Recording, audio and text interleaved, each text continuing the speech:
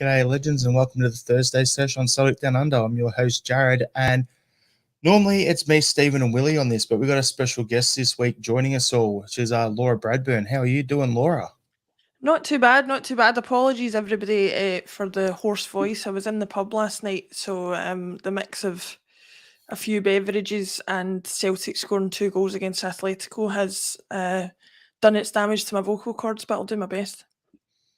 How you doing, Stephen? Yeah, all right, Jared. Another Champions League early morning start this morning, 6 a.m. Kickoff here, as you know yourself. So flagging a bit after a day at work to chew over the match. So a little bit tired, but we power on. I think I'm the that wavy man thing that has the inflatable arms going like this. Yeah, that's me at the moment. Like that's just my neck going. The hell, head wobbles is happening. How you doing, Willie? It was an 8 a.m. kickoff for you, so a decent hour for a game for once. Yeah, 8 a.m. and sneaking into work at 10 o'clock, just trying to go in there unnoticed, and everyone coming up to me, oh, what was the score there now? What are you a bit late today? So, yeah, well caught. So. Yeah, no, it's good fun. Yeah, the 6 a.m. kickoffs. Don't mind them when the clocks change again. And when's that? A couple of days, isn't it, Laura, for you over there? Yeah. And that changes. We go to the 11-hour difference, which is a pain in the ass for both ways, league games and Champions League. But we'll get. Can I just say as well? I mean, I think we all get a lot of stuff on social media about you don't even go to the games and this and that. I don't know a group of fans like the fans over the other side of the world for dedication for watching the matches. I mean, I don't even know that it would be me, to be honest, being up at 6 a.m. and then doing a pod late night, and it's unbelievable, the dedication. I think it's amazing. That's just our normal for us, though. The funny thing is, though, I'm gonna ask Willie and Stephen a question here. What's your home situation like with these Champions League games? Like for me this morning, alarm set for 5:55, get up, put the game on the phone, laying in bed, the 6 o'clock alarm goes, the wife gets get up ready for work. Oh, you're watching the Celtic game already. She calls it a podcast widow or a Celtic widow when that's happening. Do you guys have the same stuff going on or what? Yeah, pretty much, yeah. I mean, I set my alarm for 5:30 this morning because I wanted to get ready for work before the game started so I could sit down and concentrate on it. So I watched the first half at home, and then I jumped on the train into town to work and watched the second half on the train on my iPad. And of course, right in the injury time, when we got a corner, just as Matt O'Reilly was swinging a corner in, where I went under the tunnel at the CBD and lost internet coverage. So I didn't know. By the time I got it back again, the full-time whistle had gone. I was absolutely spewing. There you go. What can you do? The things you do to support Celtic this side of the world, it's great though. It's what it's all about. It's why we all appreciated and loved having the boys in Sydney last year so much, because it was different, and it was great to see the people over in Scotland that go, oh, this is a weird time for a game, and we're like, welcome to our world. We were just loving it. It was the best.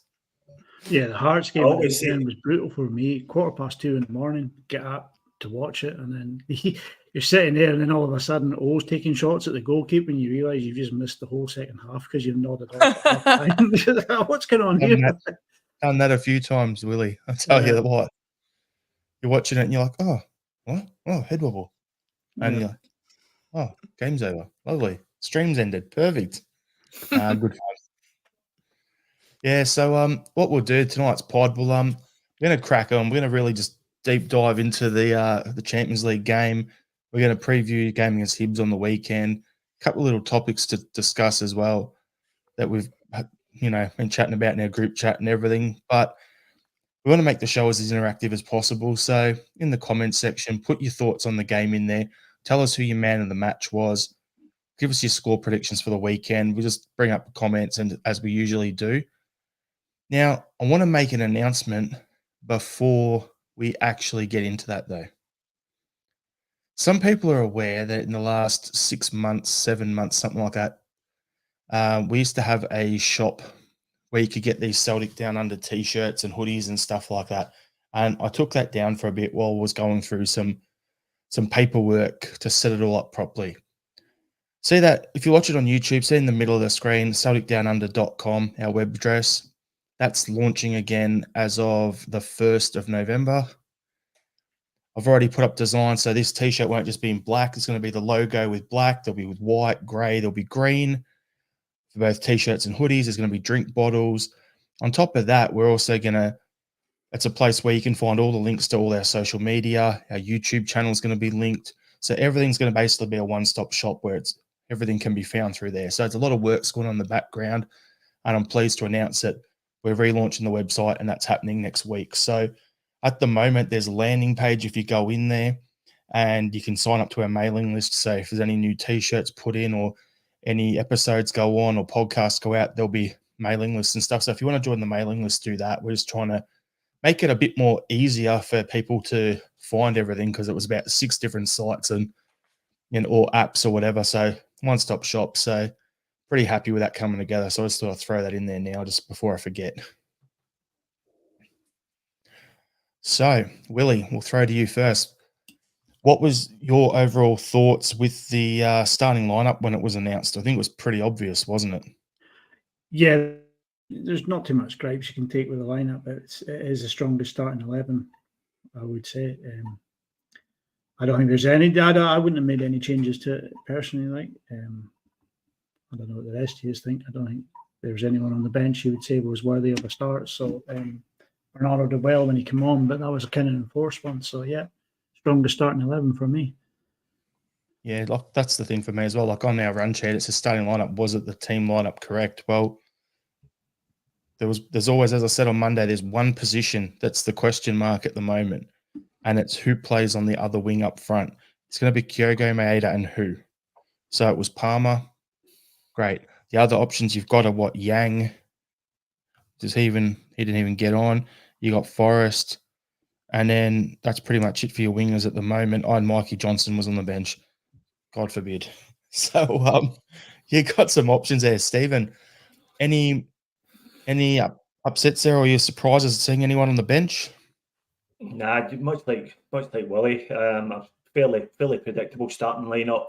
I think interestingly, I think that's the 3rd game in a row we've been unchanged in the starting lineup, and that's good to see that we're getting a little bit of consistency of selection, considering the chopping and changing we've had to do earlier in the season. So I think you can see the benefits of that running through the team. Everybody's starting to know their role a little bit better, starting to know everybody else's role a little bit better, and obviously that run will be broken with Hatate being injured. Obviously won't play on the weekend, but I think we've got enough cover in that position to cover that. So yes, it's good to see. It's good to see us getting a bit of consistency. The bench still concerns me.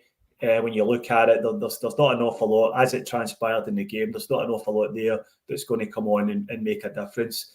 And that's where I think we need to be looking to at the next transfer window. But not much to talk about with the starting 11. Yeah, that's something I was going to address and throw your way, Laura, to dive in on a little bit. So the bench, as Stephen said, was the main question. And for me, I'm looking at it going, you put Abada onto that. You put, what do you put? Like another guy like Nawrocki on there. And where's Home? Has anyone seen him recently? Is he injured, or is he just out of the mix at the moment? I don't know. But realistically, you've got them there, but the rest of the bench takes care of itself. So do you think that's an issue, or would you rather, as we've discussed many times on this pod, we should have strengthened the first team, so the guys who are in there challenging are dropping out, first team ready to go? What's your thoughts, Laura? As far as the lineup was concerned, I agree with everybody here that it was definitely the strongest that we could have put out. I think Luis Palma, even goal aside, has proven himself to be the most dangerous other option that we have on the wing. But as for the bench and the question that you asked, I think there's no more damning indictment than the fact that I think Rodgers only made 2 substitutions last night, and one of them was enforced by the injury to Hatate. So it kind of shows you, given that he was at various points wanting to change approach to the game, he was changing shape, and he changed one personnel, basically I think because Kyogo was dead on his feet. But he obviously doesn't trust his choices on the bench there, and he doesn't feel like you can rely on them, or that's certainly the impression that I got.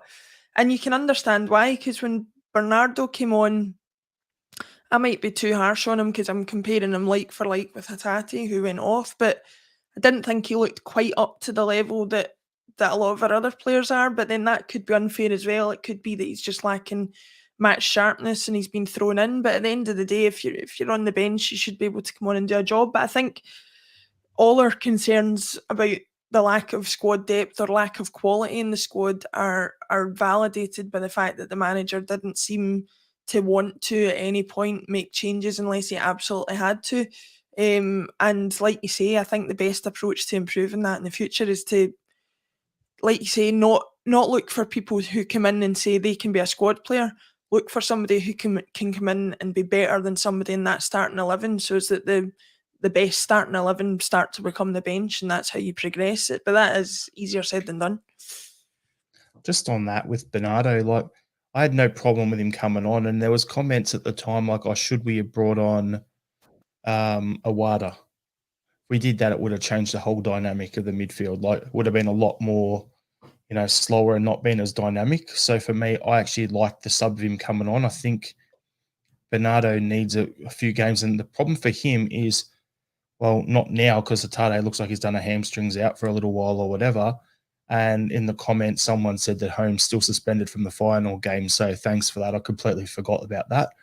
But realistically, looking at it, we've got Hatate started to play more in the 10, and O'Reilly started to play more as the 8. As I said on Monday, playing the Paul Scholes Man United role under Fergie, where he was that late runner, but can also get back and do his defensive work. So that's where he's developed. Hatate's been more in the 10. So the fact is, when Hatate went off hurt, your two options for the number 10 role are either Bernardo or Turnbull. They're your options. Yeah, I'm glad he went with Bernardo. Yes, off the ball, he looked a little slow, or like he was like, because he hasn't played, he's not match fit, so he's just gasping a little bit off the air, trying to get some breath and go from there. But yeah, it was, I don't know, I think when he was on the ball, he was okay. But yeah, off the ball, he'll get there. So what I want to do is I'm going to go through a few talking points, right? And we'll address the goals with the talking points as we go. So normally when we've got a pod this night, we'll write some basic notes. So my first half notes, we'll break it down in the first half, second half, and then just overall comments on the game, okay? So first half, I had the early goal from Kyogo. That was absolute class. Like, the ball movement, the finish, I thought that was unbelievable. What do you think of that goal, Stephen? That was a great goal. Almost a carbon copy of the goal against Lazio. And that's kind of feeding into what we were saying earlier about everybody learning everybody else's game and what's expected of them. But the vision from Matt O'Reilly, who was absolutely phenomenal last night, to the point where I'm really seriously worried now that we're going to lose him, maybe a lot sooner than any of us would hope to, because he's turning into just the all-round perfect midfielder. And his first time passed into Kyogo, it was absolutely inch perfect. And then the first touch from Kyogo and the finish was exceptional. So an absolutely fantastic goal. And we've opened up there, one of the defence of a top European side. And they're a team, the only team this year in La Liga that's beat Real Madrid. So we're up against top players there, and we just picked them apart with ease there. And really, really, really pleasing to see.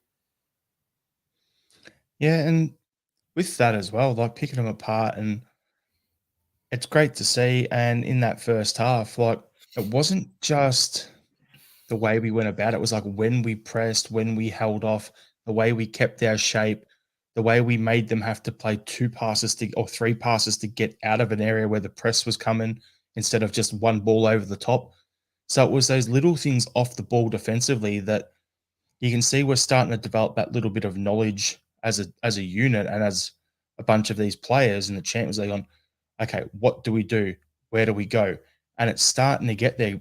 Incremental gains, game by game by game, we're getting better. So I thought, the whole build-up plus that is starting to look like a more total package in terms of the way we're getting it done on both sides of the ball. What do you reckon, Laura? Yeah, I mean, the press was absolutely unbelievable. I did see somebody say on Twitter that they would have liked to, I think it was Alan Morrison from Celtic by Numbers, but he was sort of saying we needed to pace the press a little bit better, which might be putting words in his mouth, but I can understand what he means if by that he means kind of choose when we press a little bit better, because I think although you would want us to press constantly all over the pitch for the 90 minutes, I think towards the end of the game, our tiredness really, really showed, and that was because we were so unrelenting in the press for the majority of the game, but we just didn't have the fitness to keep it up.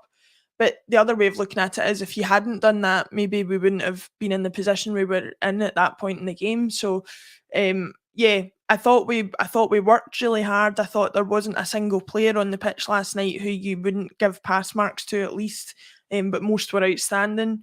And I think it was obviously a very well worked and well communicated game plan to not give them any time on the ball. And we saw as well how much it frustrated them later on in the match. I mean, they're a team who like playing by the dark arts as it is, but they were even losing their heads a little bit towards the end, as you could tell with that DePaul sending off as well. So, yeah, I thought we did everything we could, and the only thing that's going to hold us back is if we keep applying that, just getting tired later on in the game.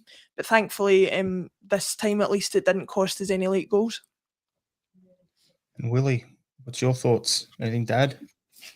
Nah, I just sort of echo what they were saying. I mean, what Laura's going on about there is resting it on the ball. When you get possession, you start knocking it around the back, play it from midfield to the back to try and take your breather then. And some of the hardest way to is chasing the ball. You know what I mean? You're going to use up so much more energy trying to chase a ball than playing it around. So I kind of agree with what Laura's saying there. We took our goal, like Kyogo's goal, I thought was fantastic. Like watching Matt O'Reilly, some of the deft touches he has is a Bergkamp-esque. Like it's a joy to watch him playing at the moment. He really is. And what Rodgers has done for him is given him that ability, like you say, the Paul Scholes late run into the box, and he's getting goals out of it now. And he is really turning into a complete midfielder for us, and it's a joy to watch. Like, and long may he stay with us. Like. But yeah, I really, really enjoyed it. Rodgers' record in Europe hasn't been great at times, but for me, that first half is one of the best first halves I've seen a Rodgers team play in Europe. It's a fair improvement from last time he managed a Celtic team against a Spanish team in Europe, wasn't it? What was it at the new camp when we got absolutely pantsed? So yeah, it's a fair adjustment there. I'm not going to complain about it, but yeah, we're improving, and that's the thing at the end of the day. So the next point I wanted to touch on was how dangerous our counter-attack was through the wings. As Laura just mentioned there about us resting on the ball, swinging it around the back, passing it around the back. And then when it was time to attack, we just went one or two passes, got it out to our wingers. Maeda with his speed.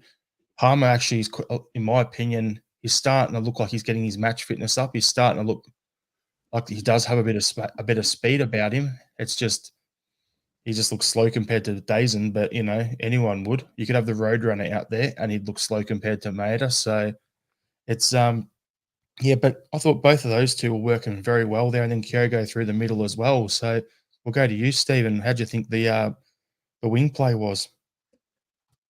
Yeah, I mean, it was absolutely excellent. I think Daisen Maeda, the left back that was playing up against him, I wouldn't be surprised if he's announcing his retirement from football today.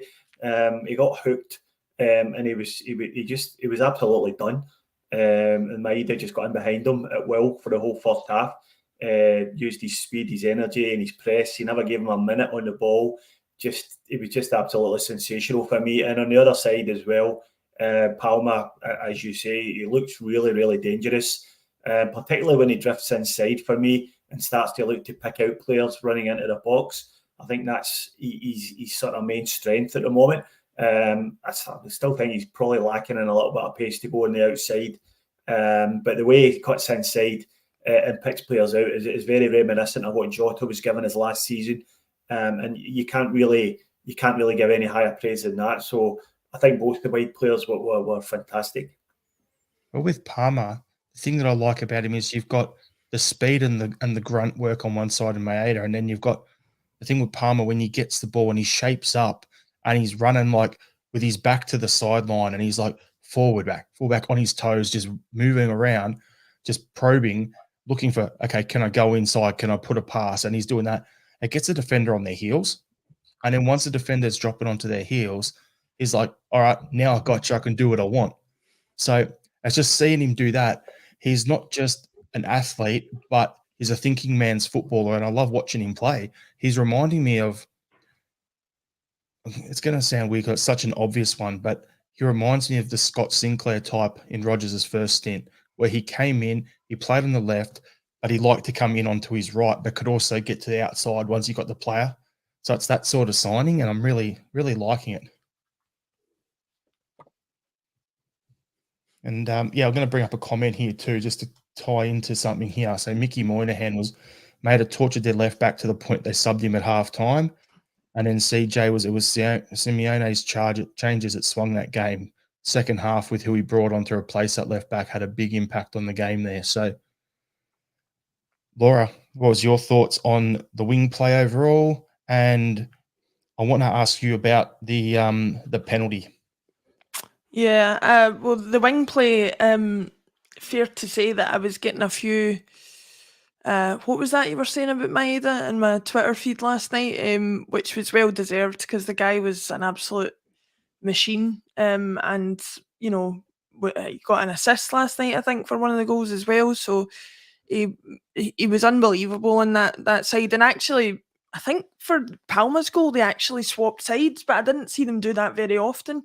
Because it was Maeda on the left and then Palma coming in on the right hand side. So it was they both terrorised the defenders in different ways and proved really effective. Most of our good stuff came down both wide sides, and like you say, they were always open for a ball on the counter attack. The number of times we were able to just knock it down the wide channels and they were running onto it. Gave us a real out ball when we were under pressure, so they were fantastic. The penalty incident, I mean, I've only seen it a couple of times and I was sitting a fair distance away from the TV screen in the pub, so I can't say for certain, but somebody can maybe tell me if I'm being wrong here, but I thought it was really, really soft, like to the point where soft even suggests that it was a penalty. I don't think it was a penalty. And you can tell by the look on Taylor's face as well. You know, there's a difference between a footballer who knows they've made a tackle that they shouldn't have made and given away a penalty, and one who can't believe that the decision's been given. And he was definitely the second one. The guy kind of threw himself down with minimal or no contact. And I mean, to be fair to the referee, he made the decision with no hesitation, pointed straight at the spot. But I can't believe A, that it was given, and B, I don't even think VAR got involved to review it. So that kind of baffles me, because I think if they had done, it might have been overturned. You know what, Laura? I'm going to jump on and say this before we throw to Willie, but I saw it, and my exact quote at the time, soft as butter. That was exactly what my thought was. It was just disgusting. I thought it was a terrible decision. Then I saw the replay, and I'm like, still don't see it. And then I saw the reverse angle, and I'm like, okay. Right. So you know, so we just conceded a Rangers penalty. Okay, that's what it was. It was one of those ones that mob get, that we never get. And letter of the law, it probably is a penalty. But we've got this here. So Andrew Galea, very soft penalty. On yourself, it was a penalty, sad enough. Mamansis is we wouldn't have been awarded that penalty. And Mickey, if you ask the question of a European ref, you're taking risks. So that pretty much sums it up. But Willie, what was your thoughts on the penalty? My initial thought was the referee had bought it. I thought that I didn't see the contact with the feet, and what I was looking at was the arms on the shoulder. And I thought, is he touched him on the shoulder? Has he gone down because of that? And that's my initial thought was that. And I kept looking at that, was where my sole focus was on during the replays. That he's touched him on the shoulder, he's gone down. But then after the game, you look back and you see his positioning of his feet, and I think the boys pointed out in the group chat, he's touched it. The Achilles is touched. He's touched and he's gone down because of it. Yes, he's gone down very, very easy, and it is soft, but to the letter of the law, I'm afraid it is a penalty, and you're not getting away with it. So VAR probably wouldn't have got involved because they would have taken one look at it and gone, well, that's not an obvious error, so we're not going to get involved with this. Like, but I did have my green tinted specs on during the first half, and that's never a penalty, no chance. Like, but. And Stephen, we'll throw to you with the old penalty that they scored. Well, actually, they didn't score the penalty. Joe Hart got a hand to it, saved it onto the post, and it just rebounded into the most unfortunate position for us. And Griezmann scored. What's your thoughts on that? Because I was shocked that Joe Hart actually saved the penalty.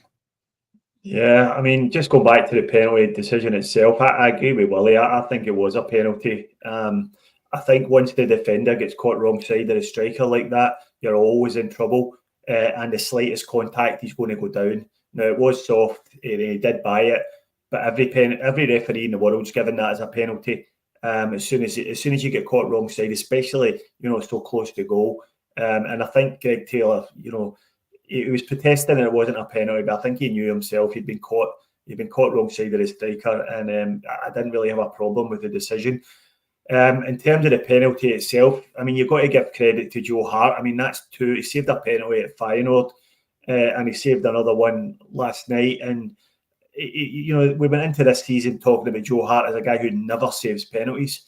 And now he's effectively saved two in two Champions League games. So, fair play to him. When I first saw it, I thought it had just rattled right off the post. I didn't even think Hart had got a touch to it. And then, the penalty taker, Griezmann, slams it in. So I was screaming at the TV that the ref should chalk it off because the taker can't kick it again until somebody else has touched it. But I haven't watched it back a few times since. Yeah, you can see Joe Hart has got a definite touch on at the post. So very, very unfortunate. And it was just so bad that it rolled right into the position you didn't want it to. That's what we'd say about Europe. It's just a game of like centimetres and inches and everything. Like you have a look at Palma's goal. I think it was the Lazio game where, it was chalked off because of Maeda's shoelace. And then you have this one here where Joe Hart just got fingertips to it and it came back and he was able to score. And put the rebound in. If he didn't touch it, it would have been chalked off. So it shows how fine the margins are at that level. But we learned we didn't lose. We picked up a point. Both me and Liam said on Monday that a 2-2 draw would be a good result because that's what we both called. So I'm just glad we didn't get a shellacking. So yeah, it is at the end of the day. It was a penalty. We get on with it. So the next one here was Palma's goal. What a hit. That's pretty much all. That's what my note says. Goal by Palma. What a hit. Willie, what was your thoughts on the goal? I thought it was a great wee goal. I mean, Greg Taylor puts a lovely little ball over the top, falls down to Maeda, who beats his man for pace, and he cuts the ball straight across the box, picks out Palma, who takes one touch and then puts his laces straight through it, into the post and into the back of the net. It was a great goal. And that number 7 jersey doesn't be weighing too heavy on Palma at all. I thought it was a cracker of a goal, and I think Palma seems to be getting better and better for me, and I'm really excited about what I'm seeing so far. And Laura, what was your thoughts? Well, it's funny that Willie mentioned about the number 7 shirt because I was talking to my uncle who is in his 70s, and so there will never be a better number 7 than Jimmy Johnston to him, Larsson included.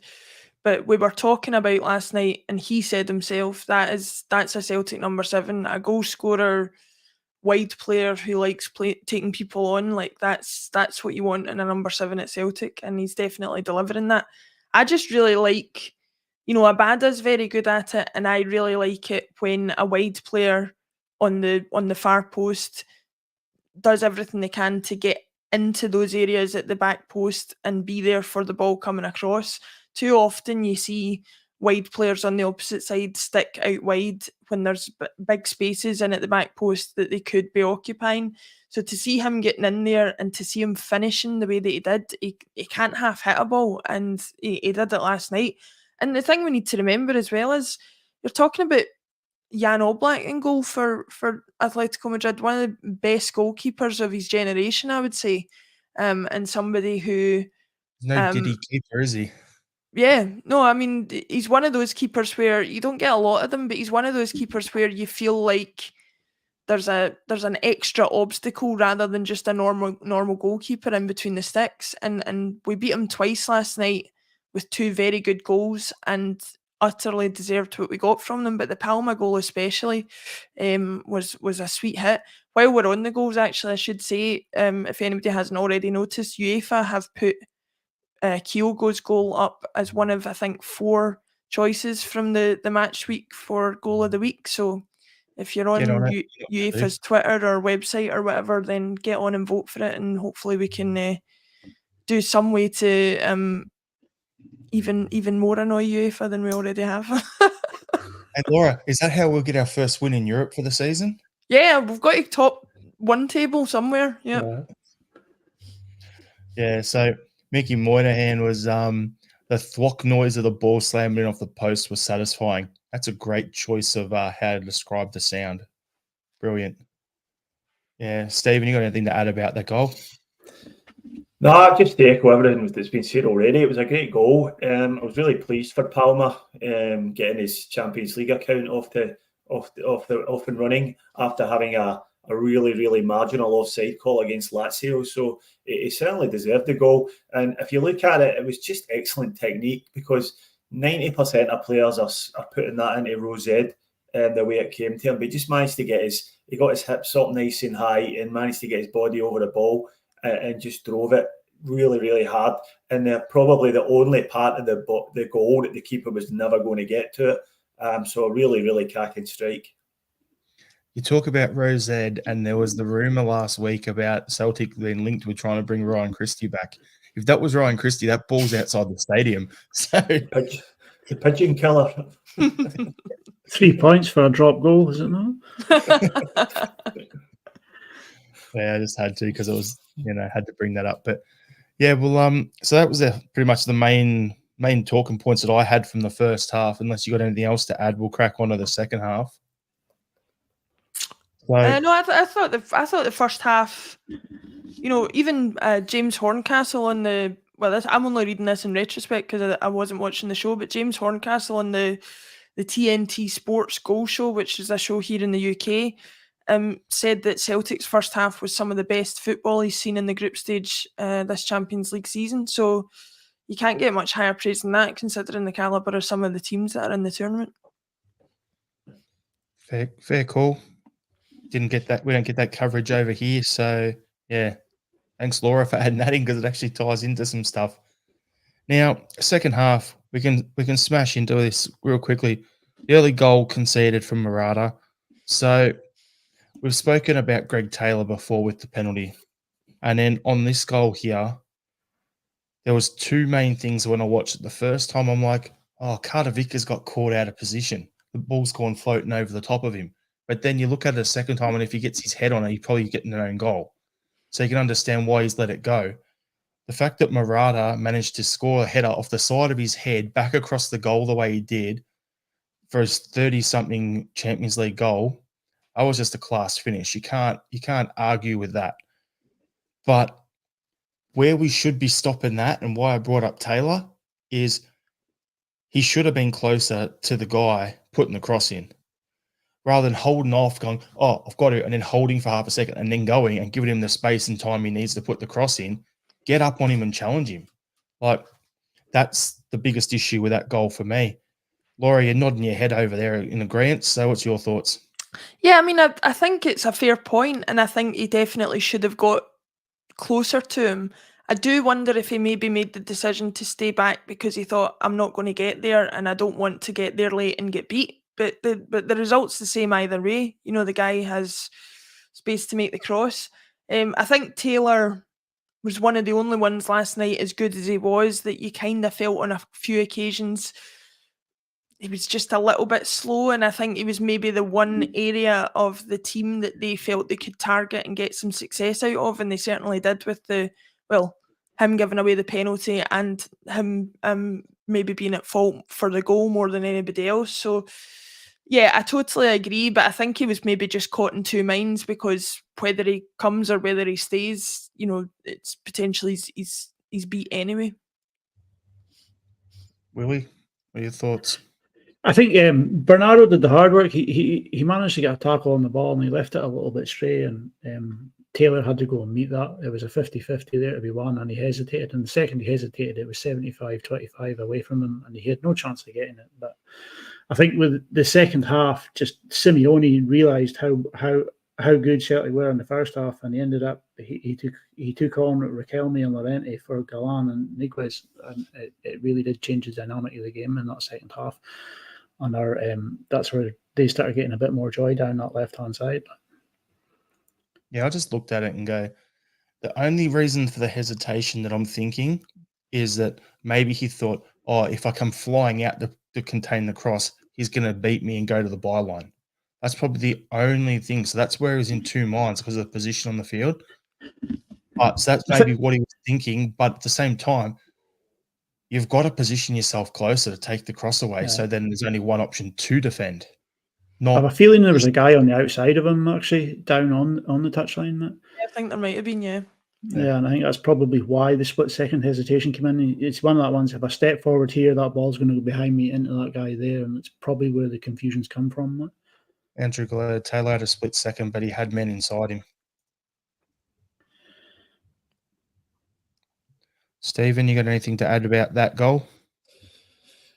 Yeah, I mean, I think it was poor from Taylor. Just a split-second indecision. Unfortunately, that's all it takes at this level. As mentioned earlier, you're playing against top players. You're looking for that, and they're looking to exploit that indecision, and that's what happened in this occasion. I thought Taylor was pretty poor all night in a defensive sense, and I'm just wondering. I'm starting to question whether not starting to question. I'm pretty sure now that he's just not up to defending at that level. He's okay going into midfield. He can pick out a pass when he inverts. He's good, but he was at fault for both of their goals. And he also lost a header in the first half where their goal got disallowed for offside. And shortly after their second goal, he was pretty fortunate to stay on the park with a fairly reckless tackle as well. So I think Taylor was a weak link for us. And certainly in a defensive sense, and they knew that and went to exploit it. And I think the tactical changes that Rodgers carried out in the second half were pretty much to take Greg Taylor out of the firing line a little bit, and we went to three at the back with Scales pushing over to the left and Taylor kind of moving into a more wing-back role. I think that was the reason for it, because he knew Greg Taylor was getting tortured there. And I think that really is a position we need to address as a matter of great urgency. Great little segue there, Stephen, because that was actually the next thing I was going to say. With Palma off, Phillips on, and changed to the 3-5-2 formation with the wing-backs. So there was a lot of talk, not just in the comments here, but on Twitter, and it was just all sorts of... Sometimes Twitter is good for a laugh. The rest of the time, it's just a shambles. But so many, armchair experts like us over here and everything go, why'd we do that? Now, I can understand why you'd go to it. Yeah, 2-2. It was 2-2. They've got all the run of play. They're overpowering in the midfield. You've got centre backs. So you bring Phillips on. That's why we brought him in on loan anyway.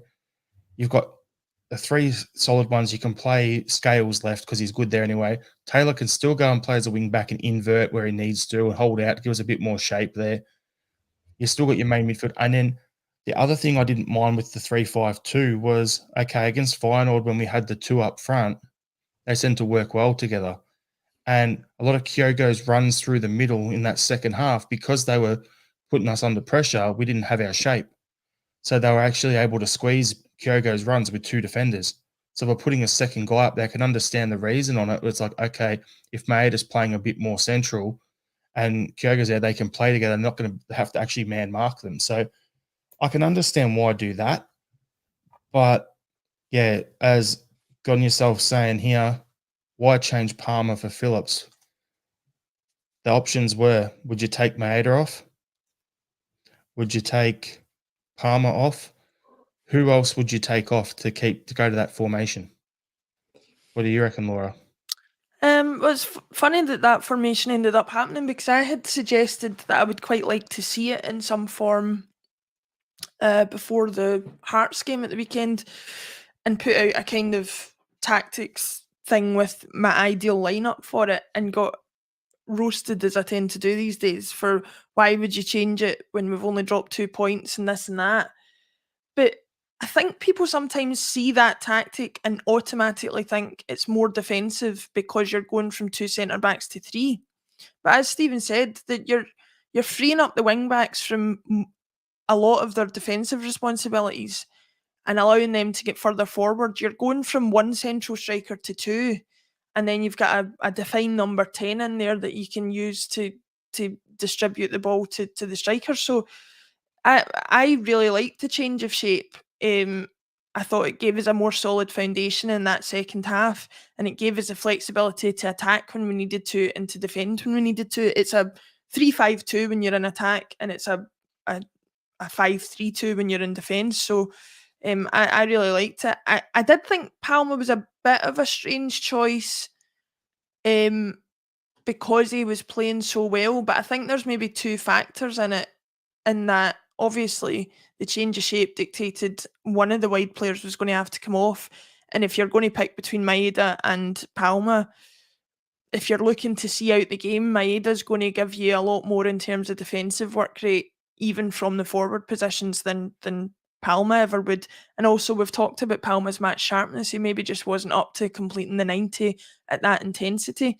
The only other option is you maybe take Kyogo off, because he was starting to flag at that point already. But I think everybody here would agree that it was far too early in the game to take Kyogo off if you thought he was maybe in with a chance of nicking a goal. So although on paper it looks like a bit of a strange decision, I think in the context of the game it was probably the right one. So Gon yourselves asked this: why stop the engine when it's running great? And why change the formation when we're shit hot and attacking well?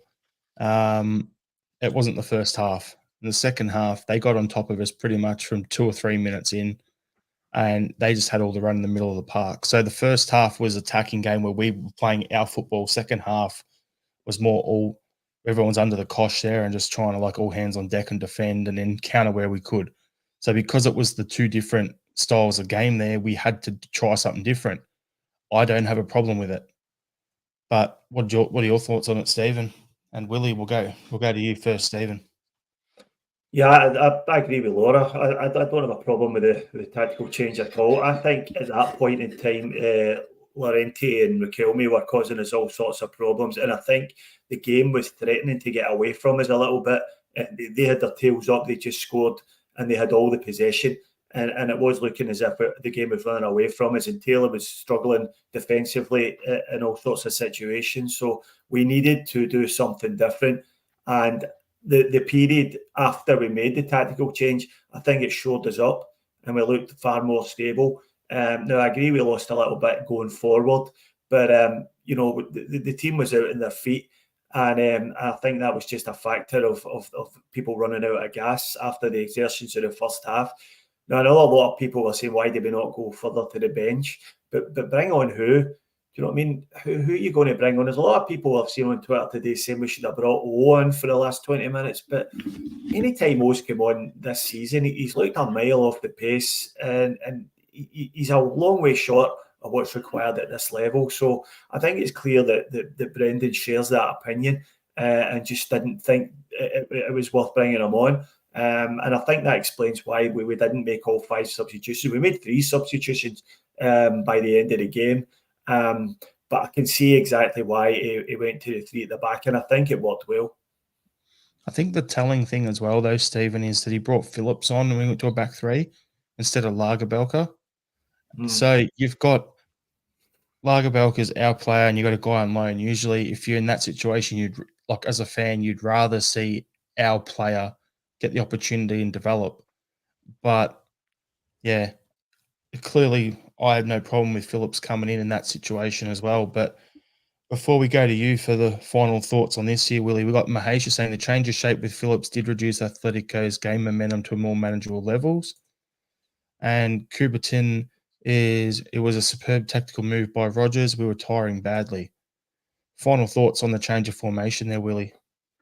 Yeah, I mean, we shifted to a 3-5-2, and you can't really complain with Phillips coming on. He's got much more big game experience than Lagerbielke does. I mean, he's been there playing at Liverpool, and he's coming up with somebody like Firmino and players like Salah week in, week out in training. So he's going to be a bit more experienced at that, sort of what's going to happen in there. So I have no problems with that change. And the other thing that sort of allowed is the two strikers, where we had two up top with Kyogo and Maeda would attack from outside to in. So if you're playing down the right, Kyogo would go out to the right and Maeda would drift into the centre, whereas if the ball's going down the left, Maeda would move out to a wider sort of position and Kyogo would move into the centre. And that would also allow Matt O'Reilly to sort of burst in beyond the defence. But as Stephen says, by that time we were kind of blowing our arse a little bit, and there was players out there that were really tired. And Bernardo, for me, was really starting to flag at that point. And it just allowed us to show that, as Laura says, you go 5-3-2 when they have the ball, and then you go 3-5-2 when we have the ball. So it's just a nod to Brendan Rodgers' in-game management. It just really goes to show the tactical nous that the guy has. Just to use an Aussie term there for you, Willie, you said guys were out of breath. Yeah, like Bernardo there. We'd say he's blowing like the north wind. Just wind just coming down the country the whole time, causing all sorts of chaos. Yep. So for me, the next couple of key things here that I wanted to discuss was Joe Hart in about the 76th minute. He made a pretty key save. And then about 30 seconds to a minute later, Liam Scales made some back-to-back key tackles. I just wanted to flag those ones because I know we'll probably go through. Normally, we'd go through and talk about each individual player, so we'll give a quick little wind up on that in a couple of minutes. But for me, I just wanted to give those guys a shout out for their performances there because I thought they were probably two of our top 3 or 4 on the night. And then the red card from Atletico. Laura, over to you. I'm just satisfied that it came basically off the back of that first yellow card where the referee wasn't afraid to sort of say, you're not telling me what decision to make or what to do. I'm not standing for it. And he made a couple of bookings like that for the Atletico team, not necessarily all for the same reason, but just bookings for I'm not standing for any of your nonsense, basically. So I think probably it came a little bit too late in the game for us to really do much with it in terms of trying to push the advantage and get the goal, even though we did try to do that. But yeah, I was about to say I don't think Atletico can have any complaints. They appear to complain about everything, but that's their MO. So I don't know if that's what led to Senor Simeone having such a dismissive attitude to Brendan at the end of the match, but I've got a feeling that whatever would have happened, that would have been the class with which he would have handled himself. And that's the thing about Simeone. I quite enjoy all the histrionics on the sideline and all that kind of stuff, but I think you should be allowed to do that kind of stuff within the 90 minutes. But at the end of the game, you man up and you shake hands and you say good game and that's it. Because one thing's for certain, whether you're happy with the decisions on the pitch or not, it's not the opposition manager's fault. Having said that, I also joined Neil Lennon in screaming at Ali McCoist when they had a square go at each other at that Glasgow derby all those years ago. So it very much depends on what tint your glasses are, I think. Fair point. Yeah, just talking about the stuff. My last few comments I had here was the time wasting and the surrounding of the refs and the way when Griezmann got that head knock towards the end and he had to go off and Simeone saying stay on and all this because I was just trying to wind down the clock. And then I actually also had that Simeone not shaking Rodgers' hand at the end. I don't know if I should say my actual words I wrote here because, demonetization on the YouTube channel will come to play, but an arrogant we'll see you next Tuesday. Or was he shaken up by almost losing to us? What do you think, Stephen? Yeah, I think we had them rattled. I think what was irking Simeone was the one where Griezmann had tried to buy a free kick, had tried to buy a booking by pretending he got a head knock. never went near his head. There was nothing at all. There's no contact his head at all. But he's gone down holding his head, trying to get the Celtic player booked. And the ref just wasn't having it. So the ref just said to him, okay, you've had a head knock. You've gone down holding your head. You have to go off and get your head looked at, which is standard protocol for head injuries. So when Griezmann realised that, he bounced straight back to his feet and there was no problems with him at all. So he didn't want to go off. But the ref was saying, no, you've made the decision. You've said you've hurt your head, so you have to go off. So I think that's what was bugging Simeone. But he just sort of embarrassed himself at the full time whistle there. I'm like Laura though. I quite enjoy watching Simeone. I enjoyed watching him, especially in the David Beckham documentary. He's getting right under the skin of the English fans, so that's a plus point for me. But that was a really classless at the end. I honestly thought when Rodgers went up to him, he would turn around and have a bit of a handshake with Brendan, but the way he just dismissively sort of basically always rubbed against his hand and then stormed up the tunnel was pretty poor behaviour by him. But it does show that we had them rattled.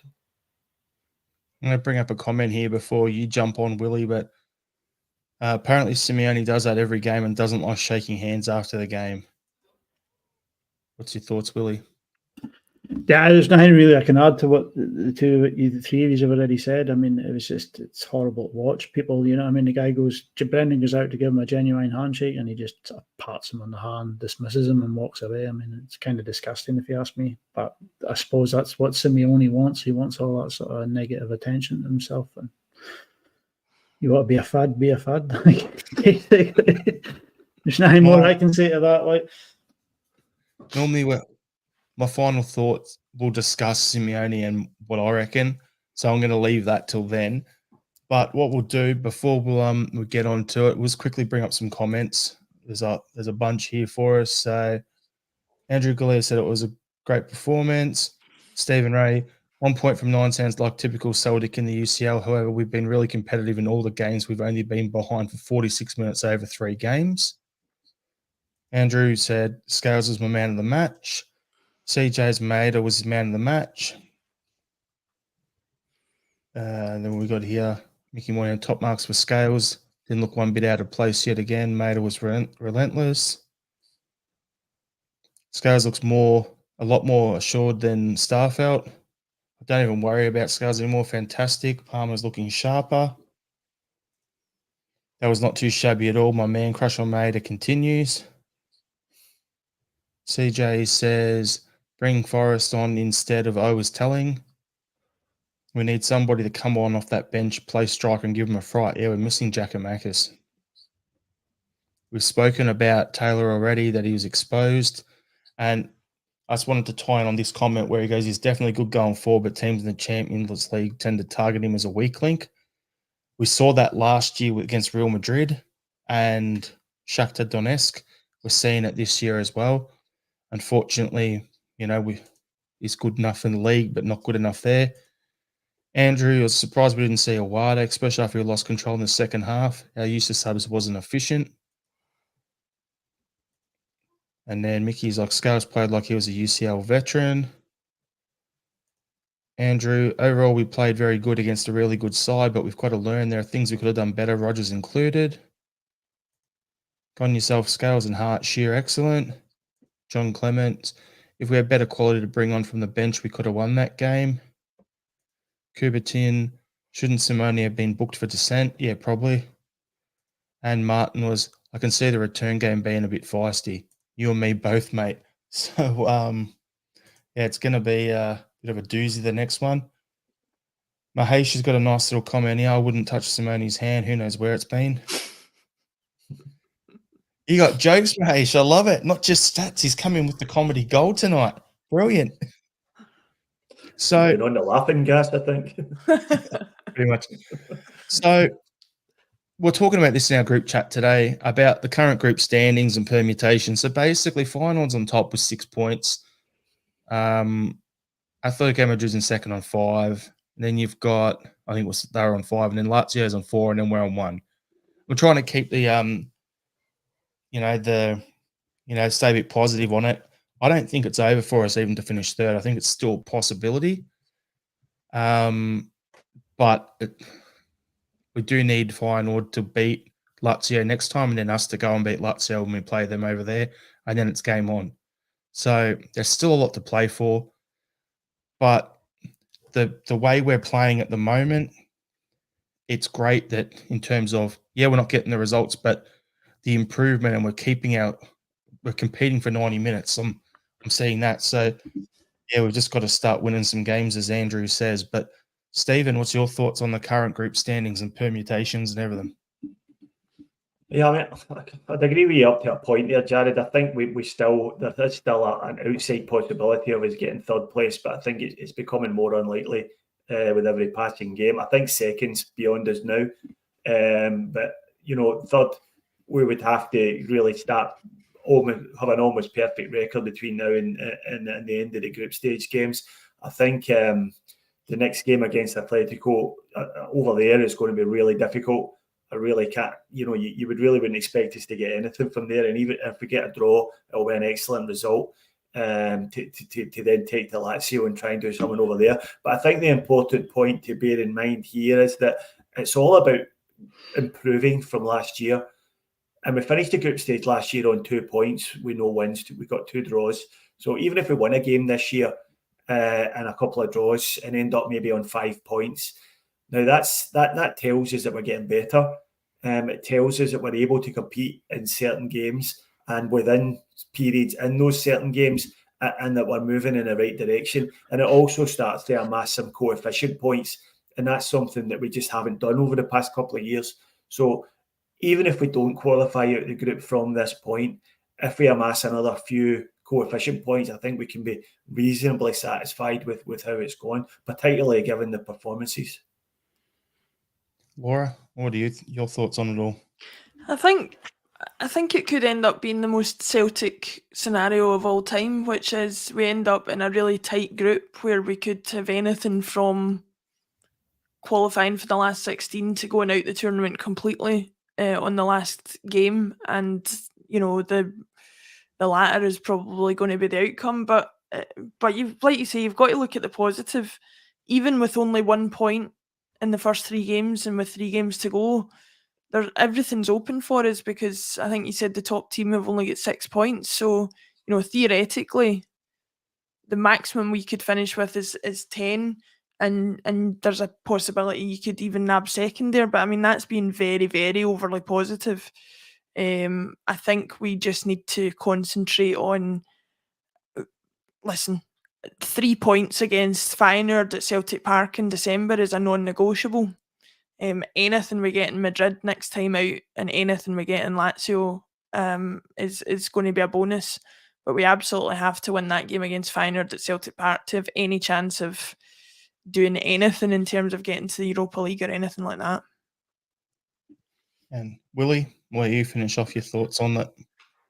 I'm a little bit pessimistic on my outlook. I don't think we're going to make the Europa League in this one. I would be a bit more comfortable if the fixture was reversed with Lazio and we were going into a home game and we'd only just lost out there.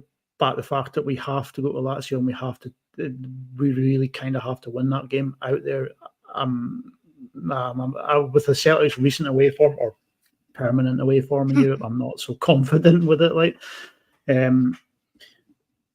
Feyenoord seem to have stepped up and they've kind of hit their strides a little bit. They've taken Atletico to the wire of the game out there, and they've taken 6 points from us and Lazio. So I think if we can get 4 points before the games are all finished, I think we'll be doing pretty well there. And that there will be an incremental improvement on last season. And for me, we have improved this season. We are showing that we can manage games. I mean, the game in Rotterdam, we were very unlucky with the sendings off. We kind of had Feyenoord rattled up until the point where the boys were sent off, and that was a turning point in that game. And the Lazio game, we competed in that game too, right up until the 96th minute, and we just switched off and it cost us again. So there are improvements being made, but there are still room for more improvement. Yep, have to agree with you. There's always room for improvement. Doesn't matter.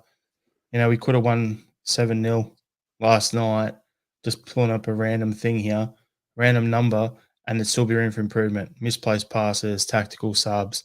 referees' decisions, missed shots, the work. So, yeah, good fun. So, a couple of people in the comments have just touched on a certain thing going on in the Middle East, which we try and keep the politics off the pod. So I don't want to be talking about what's actually going on over with the whole Israel-Palestine stuff. What I want to talk about is the message from the club and then the Green Brigade's response to that at the game. So we'll keep it short and sweet. So Stephen, what was your thoughts on that?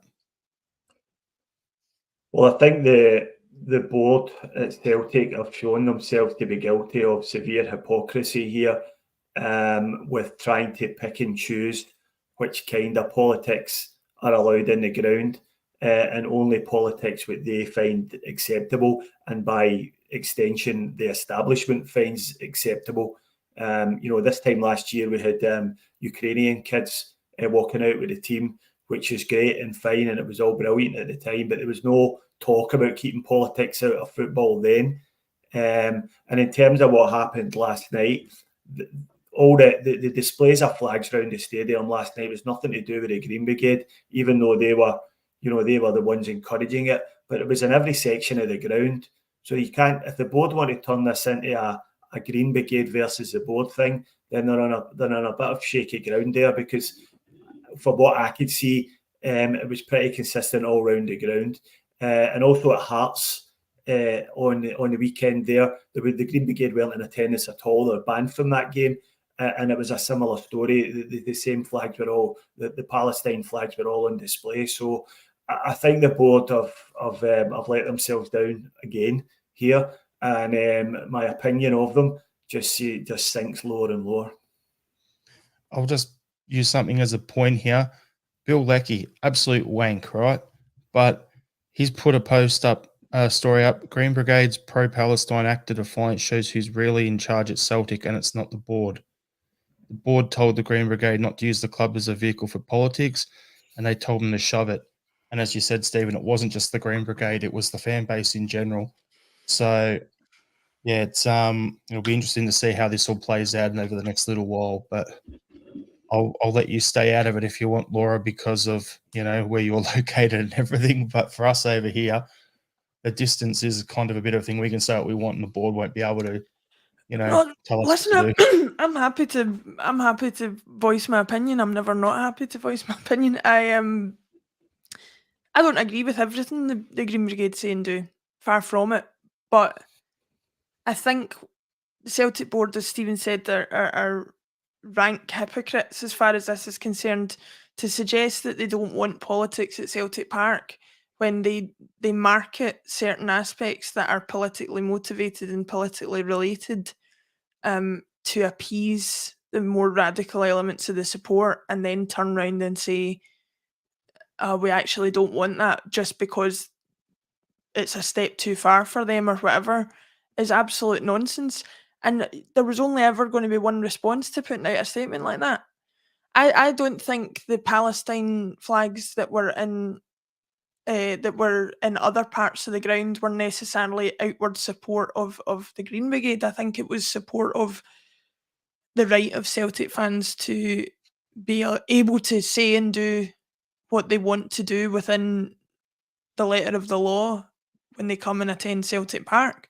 The board can't dictate that to the fans. They can't dictate what views people hold and what views they want to express, and to suggest or to try and police people in that way was naive in the extreme.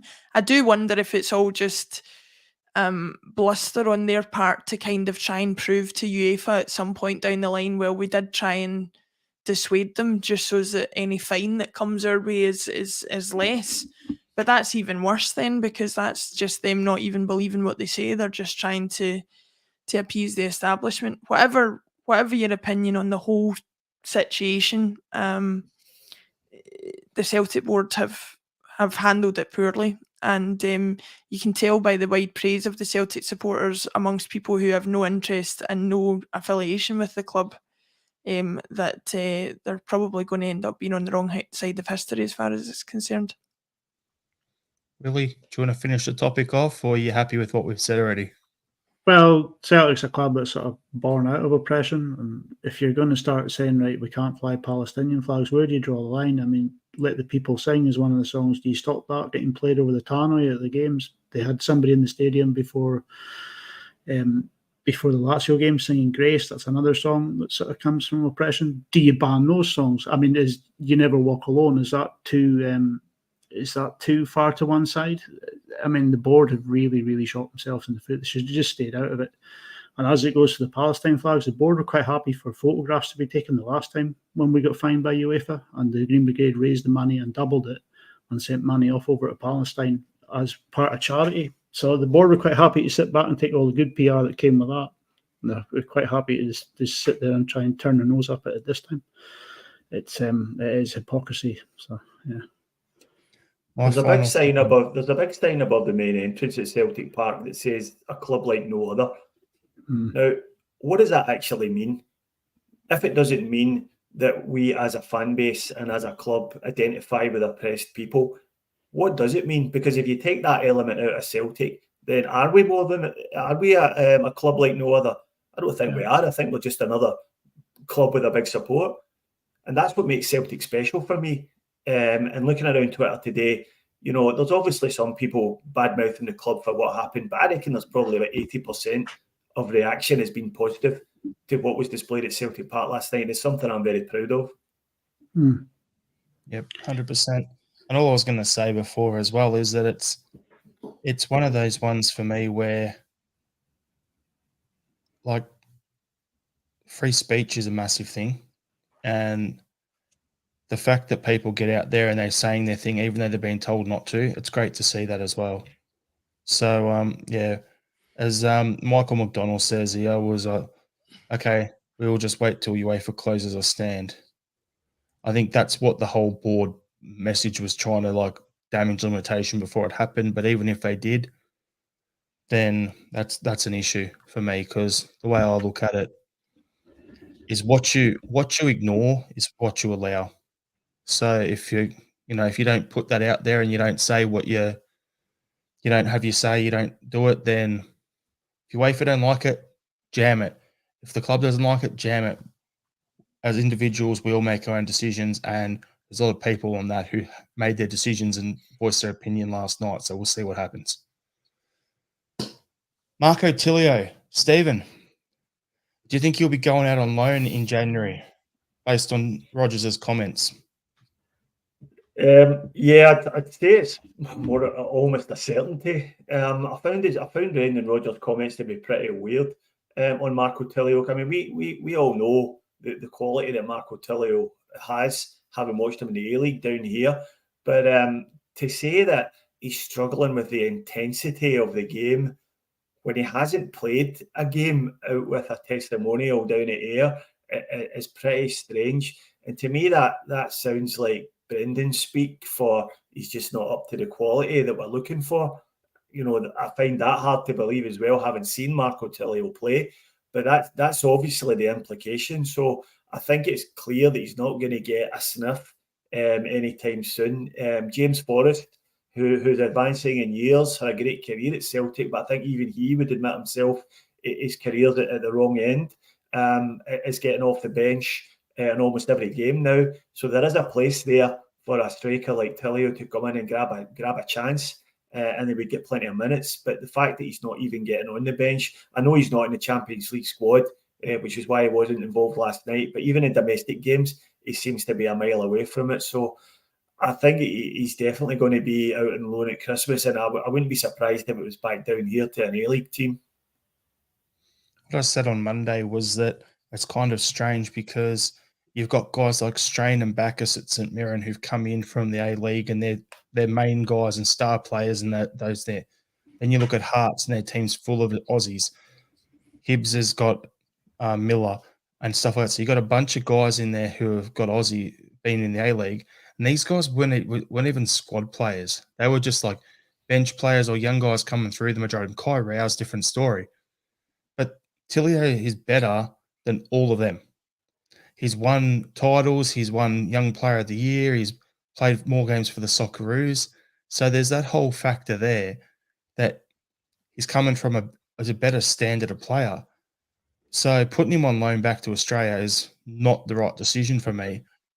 I'd want to see him get a couple of games under him. So whether we were to loan him, take him on that Ryan Christie and Liam Scales loan and send him to Aberdeen, or send him to Motherwell for half a season, or not like the Chris Eye sort of loan that he did down to Killy, but not to Killy because of the plastic. We've got to do something. But I think Tilio needs to get fit first of all, and then get out there and get some games. John Clements is saying, reports are saying that Tilio's struggling with homesickness. It's his first time away from Australia, so who knows? But yeah, Andrew Galea, send him to Hibs, have him under Monty for half a season. That'd be great. And Red Scotland, you talk pish, mate. You don't know what you're talking about with that comment. I'll just say it straight up. Did we not do something similar with Rogic when Rogic first came? Did we not sign him and then send him straight back out to the A-League on loan just to get up to speed because he was playing futsal prior to us signing him? It may be something that could be worth looking at, like just put him back out to the A-League, get him playing again, like try and get him confidence. He's had a taste of Scotland. He knows what to expect when he comes back after another season out there, and he's not going to be just thrown straight into the deep end. He'll have time to sort of mentally prepare himself, sit down with his parents and his girlfriend down there and just say, well, I'm going to go and do this, and try and just sort of take that 6 months to get ready to come over here rather than being thrown straight into it. Like, it might be something worth looking at. Like, I think it's just been bad timing for him, because if he was fully fit, like, and wasn't carrying that injury and came straight in and was able to establish himself straight away, perfect. But the fact that he's coming in and was injured, so he's got to move to the other side of the world. He's not playing, he's not training, so he's not getting that camaraderie. He's doing a lot of rehab and all that sort of stuff. It's kind of, if you look at it, that'd be as much of a, bit of a struggle for your head as much as getting better and ready to play. So he'll get there.